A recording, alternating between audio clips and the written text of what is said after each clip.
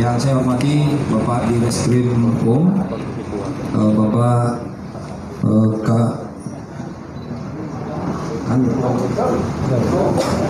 Kanit. Hari ini kita akan melaksanakan rilis terkait dengan penanganan perkara tindak pidana pembunuhan ibu dan anak di Jalan Cagak, Kabupaten Subang. Dasar RP-nya tertanggal 18 Agustus 2021.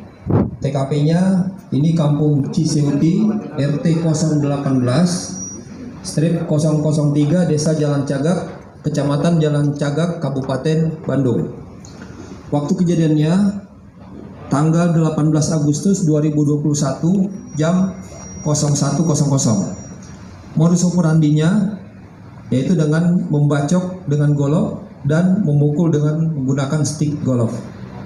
Uraian kejadiannya bermula kepada saudara YH mengajak saudara MR untuk memberi pelajaran kepada korban Tuti dan memerintahkan RM untuk menyiapkan segala peralatan. Kemudian sekitar jam 22, kedua tersangka berjalan menuju ke rumah korban di Jalan Cagak. Kemudian sekitar jam 23.30 datang dua tersangka lain atas nama AA dan AP.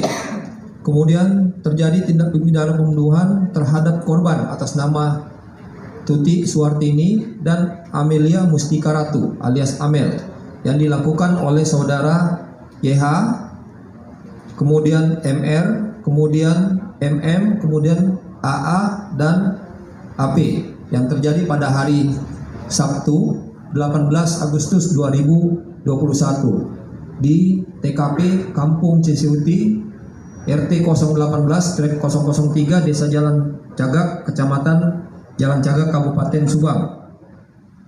Para pelaku melakukan pembunuhan dengan cara menggunakan golok dan stick golf yang diambil dari saudara MR di dapur rumah TKP atas perintah saudara YH.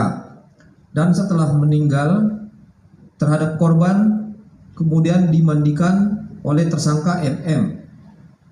Setelah kedua korban selesai dimandikan, korban kemudian diangkat oleh 4 tersangka melalui pintu belakang menuju kepada bagasi mobil Alphard yang telah disiapkan oleh tersangka. Kemudian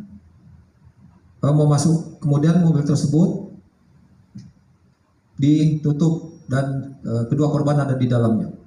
Tersangka itu ada 5 orang. Pertama YH, kemudian MR, kemudian MM, kemudian AA, dan yang berikutnya AP. Saksi yang kita periksa ini sebanyak 54 orang saksi yang telah diperiksa. Memang saat awal kejadian banyak saksi-saksi juga yang dilakukan pemeriksaan. Namun yang kita ambil keterangannya ini sebanyak 54 orang. Saksi ahli ada 6 saksi ahli yang kita gunakan, di mana ada saksi ahli forensik, kemudian saksi pidana, kemudian saksi hukum pidana, kemudian ahli DNA dan juga ahli satwa. Barang bukti yang kita sita sebanyak 228 item. Nah, kemudian keterangannya 2 item itu kita ambil dari Polsek Jalan Cagak, 109 itu itemnya dari Polres Subang, kemudian 7 item dari Polda Jabar, serta 110 item ini kita lakukan pemeriksaan laboratorium forensik. Pasal yang dipersangkakan adalah pasal 340, 338, 55 serta 56. Ancaman hukumannya ini hukuman mati, hukuman seumur hidup, dan 20 tahun penjara.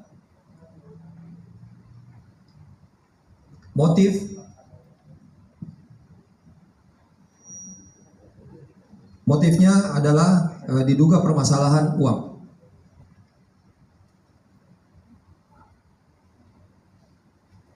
Demikian yang kami sampaikan.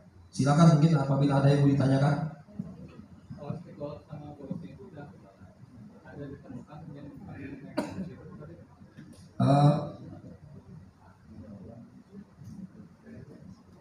memang beberapa alat bukti yang dipakai langsung itu masih belum ditemukan. Nah, tetapi alat-alat bukti yang lain sudah cukup untuk mendukung dan mengkaitkan dengan kejadian, dengan TKP dan juga dengan tersangka. Tadi kan motifnya diduga karena permasalahan uang. Sejauh mana motif itu permasalahan uang bisa terjadi sampai pembunuhan? Ini motif, ini merupakan hasil pendalaman kembali yang dilakukan, di mana pada saat awal kejadian, tersangka utama ini sempat mengeluhkan kondisi masalah ketidaksinkronan antara korban dengan tersangka terkait masalah uang. Inilah akhirnya kita simpulkan menjadi motif dari tersangka melakukan pembunuhan. Artinya ada ketidakpuasan tersangka terhadap korban terkait masalah keuangan. Uang apa itu dan uang yayasan? Untuk yang sampai kepada saksi, ini penyampaiannya terkait keluhan masalah uang yang sering diberikan dalam bentuk jatah. Akhirnya ini tidak memuaskan tersangka. Izin, dan apakah dari pihak Bapak Yosep beserta keluarga sudah mengakui atau mengakui kasus ini, Pak? Kalau beberapa tersangka memang pada posisi tidak kooperatif, sehingga beberapa keterangan yang diberikan ini menyampaikan untuk tidak mengakui suatu kondisi. Tetapi pada prinsip penyidikan kita tidak semata mengejar pengakuan, karena pembuktian itu digunakan dari alat-alat bukti yang didasari oleh scientific investigation dan juga menggunakan hasil laboratorium forensik. Ini cukup kuat untuk menjadi alat bukti sehingga pengakuan tidak menjadi dasar bagi tersangka untuk melakukan pengakuan. Ini sangat relevan antara beberapa pembuktian yang kita peroleh, alat bukti dan juga beberapa petunjuk-petunjuk dan keterangan-keterangan yang relevan dengan kondisi TKP, kondisi alat bukti, kondisi korban. Semua sangat relevan sehingga pengakuan dari para tersangka tidak menjadi patokan bagi penyidik untuk membuktikan kasus ini. Terkait 3 anggota yang terlibat, perwira 2 bendara, pemeriksaan gimana? Jadi anggota yang terlibat itu bukan terlibat pembunuhan, tetapi anggota ini merupakan anggota yang menyalahi prosedur. Jadi ada orang yang masuk 1 hari setelah kejadian, ada 5 orang yang masuk TKP.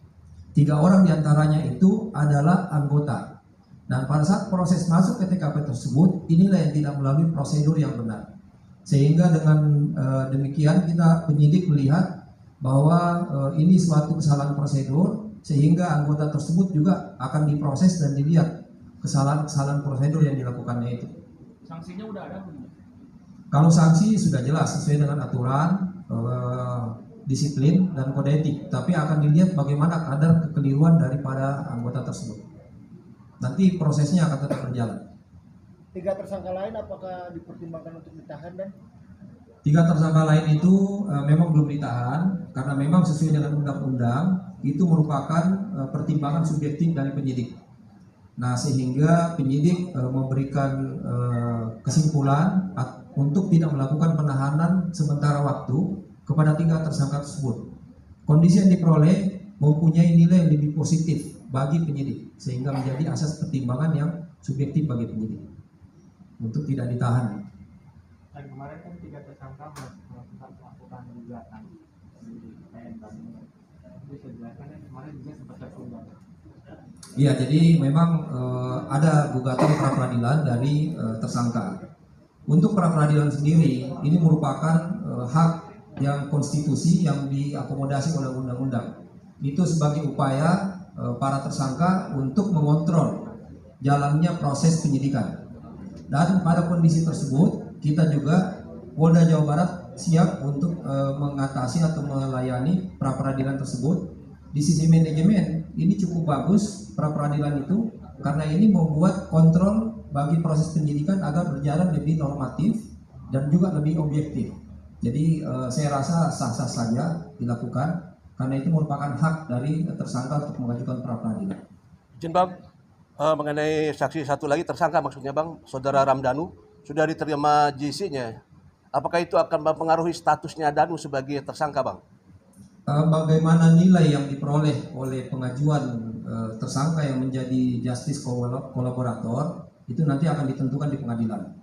Tetapi kita sendiri juga bisa juga mendukung kondisi tersebut karena memang juga diakomodasi oleh undang-undang.